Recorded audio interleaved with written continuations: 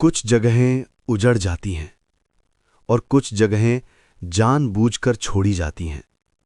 उनमें से एक है कुलधरा गांव। स्वागत है आपका एक नए वीडियो में। कुलधरा दूसरी तरह की जगह है। राजस्थान की रेत में जैसलमेर से कुछ किलोमीटर दूर एक गांव खड़ा है जो कभी टूटा नहीं, कभी जलाया नहीं गया और कभी जीता नहीं गया। वो बस खाली कर दिया गया एक ही रात में। रहस्य बनने से पहले, टूरिस्ट स्पॉट बनने से पहले कुलधरा एक जीवित गांव था। ये पल्लेवाल ब्राह्मणों का गांव था। करीब 1500 लोग, ऐसे लोग जिन्होंने रेगिस्तान में जीने का तरीका सीख लिया था। ये इलाका सूखा था, बारिश कम होती थी, पानी की हर बूंद कीमती थी।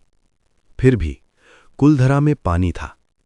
हर घर में बारिश के पानी को इकट्ठा करना, हर गली में ड्रेनेज सिस्टम, कुएं, तालाब और नहरें, सब एक दूसरे से जुड़े हुए। आज भी जब इंजीनियर इन इमारतों को देखते हैं तो कुछ पल के लिए चुप हो जाते हैं। कुलधरा गरीब नहीं था, कमजोर नहीं था और सबसे महत्वपूर्ण बात, ये आत्मनिर्भर था। इतिहास बताता है कि आत्मनिर्भर समाज सत्ता को असहज कर देता है। 19वीं सदी की शुरुआत में जैसलमेर का शासन एक महारावल के पास था, लेकिन असली शक्ति उसके मुख्यमंत्री सलीम सिंह के हाथ में थी। सलीम सिंह को चालाक, कठोर और नियंत्रण प्रिय माना जाता था। लोक कथाओं के अनुसार उसकी नज़र कुलधरा के मुखिया की बेटी पर पड़ी।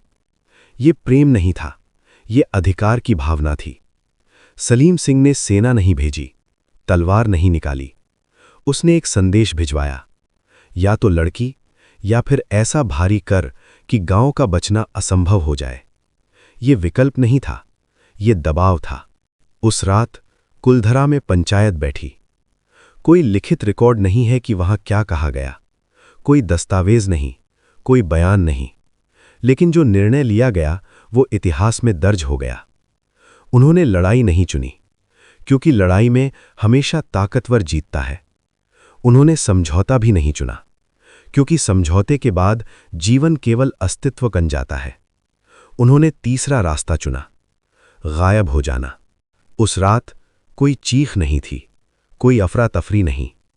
दरवाजे बंद किए गए, कुएं ढक दिए गए, मंदिरों के दीप बुझा दिए गए, बच्चों को गोद में उठाया गया, जानवरों को साथ लिया गया और लगभग 1500 लोग अंधेरे में रेत की ओर बढ़ गए। सुबह हुई, लेकिन कुलधरा में कोई नहीं था। ना शव, ना संघर्ष के निशान, ना आग, सिर्फ खामोशी। कहा जाता है कि जाते जाते पल्लेवालों ने इस जमीन को श्राप दिया कि जो भी यहां बसेगा वो टिक नहीं पाएगा। इतिहासकार इसे श्राप नहीं मानते।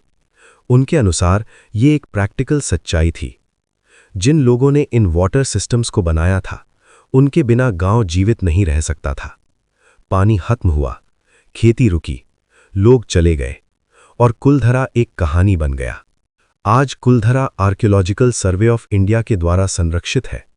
दिन में पर्यटक आते हैं, तस्वीरें लेते हैं, गलियों में घूमते हैं, लेकिन सूर्यास्त के बाद ये स्थान बंद कर दिया जाता है।